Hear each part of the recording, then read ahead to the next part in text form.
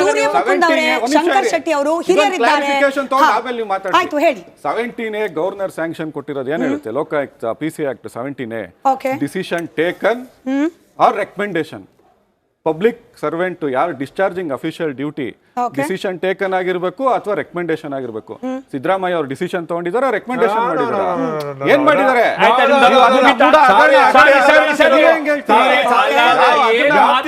ಯಾವುದು ಇಲ್ಲ.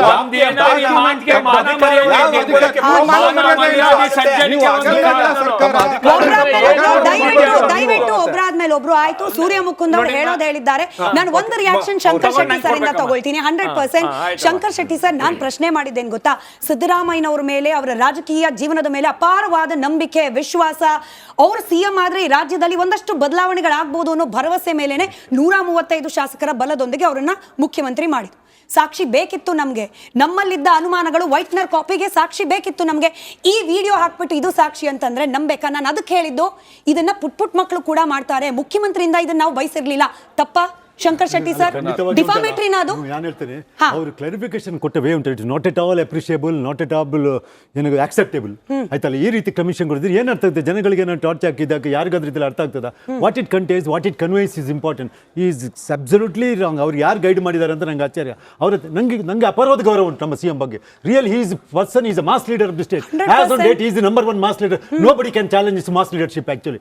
ಅಂತವ್ರು ಈ ರೀತಿ ಕ್ಲಾರಿಫಿಕೇಶನ್ ಕೊಡ್ತಾರೆ. ಯಾರು ಇವರು ಮಿಸ್ಗೈಡ್ ಮಾಡ್ತಾರೆ ಅಂತ ನನಗೆ, ಯಾರು ಮಿಸ್ಗೈಡ್ ಮಾಡ್ತಾರೆ ಪ್ರಶ್ಕ? ಅದು ನಿಜವಾಗಿ ಈ ರೀತಿ ಕ್ಲಾರಿಫಿಕೇಶನ್ ಕೊಡ್ತಾರಲ್ಲ. ಮತ್ತೆ ಮುಡಾ ಹಗರಣದಲ್ಲಿ ಅವರು ಡೈರೆಕ್ಟ್ ಇನ್ವಾಲ್ವ್ಮೆಂಟ್ ಬೇಕಿಲ್ಲ. Whether use the undue influence ಅದು important. Being a opposition leader ಇರಬಹುದು ಅವರು. Even opposition is leader is also a constitutional post.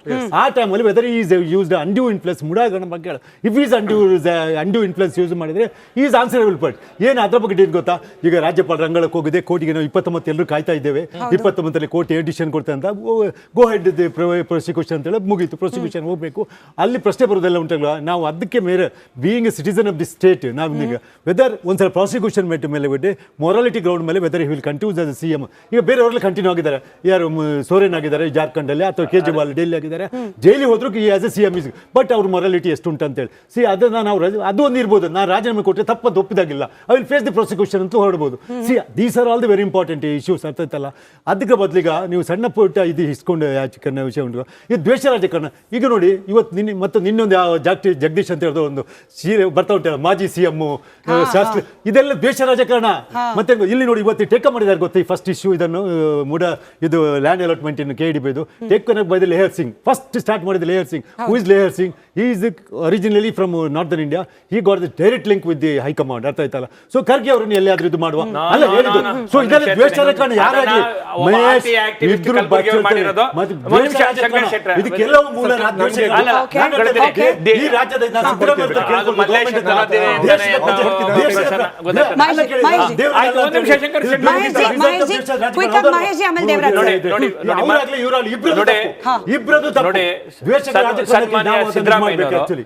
ತಪ್ಪು ಮೇಲೆ ತಪ್ಪು ಮಾಡ್ತಾ ಇದಾರೆ. ನಿಜಾಲು ನಂಗೆ ಬಹಳ ಬೇಸರ ಆಗತ್ತೆ. ಈ ರಾಜ್ಯದ ಒಬ್ರು ಮುಖ್ಯಮಂತ್ರಿ ಆದಂತವ್ರು ಟಾರ್ಚ್ ಬಿಟ್ಟು ತೋರಿಸೋ ರೀತಿ ದುರ್ದೈವಕ್ಕೆ ಬಂದಿರ್ತಕ್ಕಂಥ. ಓಕೆ, ಅವ್ರು ಕ್ಲಾರಿಫಿಕೇಶನ್ ಕೊಟ್ರಲ್ಲ. ಒಂದು ನಿಮಿಷ ಮುಕುಂದ, ಏನ್ ಕೊಟ್ರು? ನಾವು ದೇವನೂರು ಬಡಾವಣೆಯಲ್ಲಿ ಬರ್ದಿದ್ವಿ, ದೇವನೂರು ಬಡಾವಣೆ ಅಂತ ಬರ್ದಿದ್ವಿ, ಆಮೇಲಿಂದ ಅಳಸಾಕಿದ್ವಿ ವೈಟ್ನರು ಅಂತೇಳಿ. ಆ ಪ್ರಶ್ನೆಗೂ ಅದಕ್ಕೂ ಏನಾರು ಒಂದು ಕನೆಕ್ಟಿವಿಟಿ ಇದೆಯಾ? ದೇವನೂರು ಬಡಾವಣೆಯಲ್ಲೇ ಅವ್ರಿಗೆ ಜಾಗ ಕೊಡ್ತೀವಿ ಅಂತ ಹೇಳಿದ್ದು. ದೇವನೂರು ಬಡಾವಣೆಯಲ್ಲೇ ಜಾಗ ಕೊಡ್ತೀವಿ ಅಂತ ಹೇಳಿದಂಥದ್ದು. ಎಲ್ಲಿ ಜಾಗ ಕೊಡ್ತೀವಿ ಅಂತ ಹೇಳಿದ್ರು? ದೇವನೂರು ಬಡಾವಣೆಯಲ್ಲಿ ಕೊಡ್ತೀವಿ ಅಂತೇಳಿ.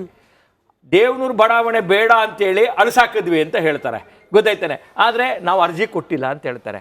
ಖಾಸಗಿಯಾಗಿ ಕೇಳ್ತಾರೆ, ಯಾಕೆ ದೇವನೂರು ಬಡಾವಣೆಗೆ ಬೇಡ ಅಂತಂತಂದ್ರೆ, ನಾನೇನಾರು ಈಗಿರೋ ಸತ್ಯ ರಿವೀಲಿಂಗ್ ಸತ್ರ ಹೇಳ್ತು ಅಂತಂತಂದ್ರೆ, ಅಲ್ಲಿ ಅಲ್ಪಸಂಖ್ಯಾತರು ಮುಸಲ್ಮಾನರು ಜಾಸ್ತಿ ಇದ್ದಾರೆ, ಆ ಜಾಗ ಬೇಡ ಅಂತೇಳಿ.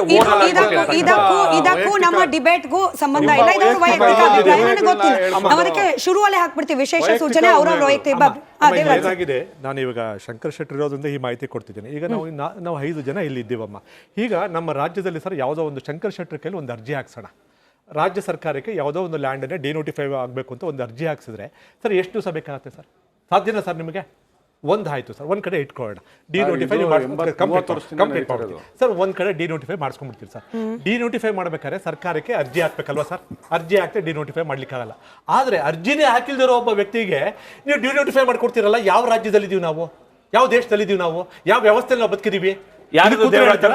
ಸರ್, ಯಾವ ವ್ಯಕ್ತಿ ಬದುಕೇ ಇಲ್ಲ, Correct ಅವ್ರು ಹೇಳಿದ point. ಬದುಕೇ ಇಲ್ಲ ವ್ಯಕ್ತಿ, ಅರ್ಜಿ ಹಾಕ್ಲೇಬೇಕು. ಸತ್ತಿದಾನೆ, ಸತ್ತಿರೋ ವ್ಯಕ್ತಿಯಲ್ಲಿ ನೀವು ಡಿನೋಟಿಫೈ ಮಾಡ್ತೀರಿ ಪ್ಲೀಸ್ ಕೈಂಡ್ಲಿ, ಸತ್ತಿರೋ ವ್ಯಕ್ತಿ ಹೆಸರಲ್ಲಿ ನೀವು ಡಿನೋಟಿಫೈ ಮಾಡ್ತೀರಿ, ಅವನದು ಅರ್ಜಿ ಇಲ್ಲ ಅಲ್ಲಿ. ಒಬ್ಬ ವ್ಯಕ್ತಿಯ ಅರ್ಜಿನೇ ಇಲ್ಲದೆ ಇದ್ದಾಗ ಡಿನೋಟಿಫೈ ಹೇಗ್ ಮಾಡಿದ್ರಿ? ಇದು ಸ್ಕ್ಯಾಂಡಲ್ ಅಲ್ವಾ, ಹಗರಣ ಅಲ್ವಾ? ಒಬ್ಬ ಮುಖ್ಯಮಂತ್ರಿಗಳಾಗಿ ಸರ್ ಆ ಅವಧಿಯಲ್ಲಿ ಸಂಪೂರ್ಣವಾಗಿ ವಿರೋಧ ಪಕ್ಷದ ನಾಯಕರು, ಇನ್ಚಾರ್ಜ್ ಡಿಸ್ಟ್ರಿಕ್ಟ್ ಮಿನಿಸ್ಟರ್ ಮತ್ತೆ ಮೂಡಾಗೆ by virtue of MLA you will become the MUDA member. So ಎಷ್ಟೋ ರೆಸೊಲ್ಯೂಷನ್ಸ್ ಸಿದ್ದರಾಮಯ್ಯ ಸೈನ್ ಮಾಡ್ತಾರೆ ಸರ್. ಪ್ಲೀಸ್ ಸರ್, ಅಲೋ ನಾನು ನೋಡಿ ನೀವು ಚಿಕ್ಕವರಾದ್ರು ನಾನು ಕೈಲಿ ಏನೋ ಯೂಸ್ ಮಾಡ್ತೀನಿ, ಕೈಲಿ ನನ್ನ ನೋಡಿ ನೀವು ಮಾತಾಡಿದಾಗ ನೋಡಿ ಅದು ಅದಿಲ್ಲ. ಪರೋಕ್ಷವಾಗಿ ತಮ್ಮ ಅಧಿಕಾರವನ್ನ ನೀವೆಷ್ಟು ಬುದ್ಧಿವಂತರು ಅಷ್ಟೇ ಬುದ್ಧಿವಂತಿಕೆ ಸಿದ್ದರಾಮಯ್ಯ ಮಾಡಿದ್ರೆ ಅವರು ವಕೀಲರಾಗಿರೋದಕ್ಕೆ ತಪ್ಪು ಮಾಡಿರೋದು. ಈಗ ಏನಾಯ್ತು, ಈಗ ನೋಡಿ ಸತ್ತಿರೋ ವ್ಯಕ್ತಿ ಹೆಸರಲ್ಲಿ ಡಿನೋಟಿಫೈ ಮಾಡ್ತಾರೆ ಸರ್, ಅದಷ್ಟೇ ಆಗೋಲ್ಲ. ನಿಮಗೆ 2001ರಲ್ಲಿ 4 ಸೈಟ್ ಅಲಾಟ್ಮೆಂಟ್ ಆಗುತ್ತೆ ಸರ್, ರಿಜಿಸ್ಟರ್ ಆಗುತ್ತೆ. 4 ಸೈಟ್ ಆ ಜಾಗದಲ್ಲಿ ರೀಚ್ ಆಗುತ್ತೆ, ಮತ್ತೆ ಅಲಾಟ್ಮೆಂಟ್ ಆಗುತ್ತೆ. ಅಂತ ಸೈಟ್ ಅನ್ನ ಒಬ್ಬ ಡಿಸಿ ಅವನು ಮುಂದೆ ನೀವು ಯಾರು ಬ್ರೇಕ್ ಮಾಡಿದ್ದಿಲ್ಲ. ಆ ಡಿಸಿ ಮುಂದೆ ರಾಯಚೂರಲ್ಲಿ ಕಾಂಗ್ರೆಸ್ ಸೀಟ್ ತಗೋತಾರೆ, ಪುಣ್ಯಾತ್ಮ. ಆ ಡಿಸಿ ಯಾರು ಹೇಳಿ? ಕುಮಾರ್ ನಾಯಕ್. ಮುಂದೆ ಡಿಸಿ ಅಲ್ಲಿ ಈ ಫೇವರ್ ಮಾಡಿದಕ್ಕೆ ಆತನಿಗೆ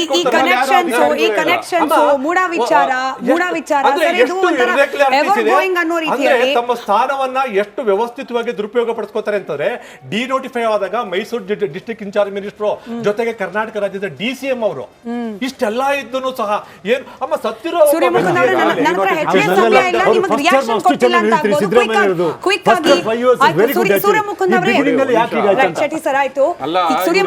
ನಿಮ್ಮ ಸರ್ಕಾರದ ಮೇಲೆ ಅಪಾರವಾದ ಭರವಸೆ ಇಟ್ಕೊಂಡು ಜನ ಈ ರೀತಿನ ಸರ್ಕಾರ ಭರವಸೆ ಯಾವತ್ತು ಜನರ ಭರವಸೆನ ನಾವು ಕಳ್ಕೊಂಡಿಲ್ಲ. ದೇವರಾಜ್ ಅವ್ರು ಎಲ್ಲ ಹೇಳಿದ್ರು.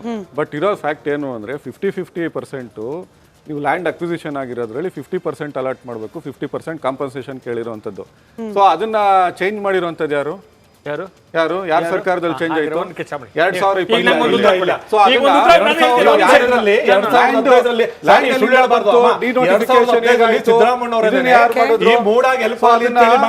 ನಿಮ್ಮ ಸರ್ಕಾರ GT ದೇವೇಗೌಡರು ಮಾತಾಡ್ತಾ ಇಲ್ಲ, ರಾಮದಾಸ್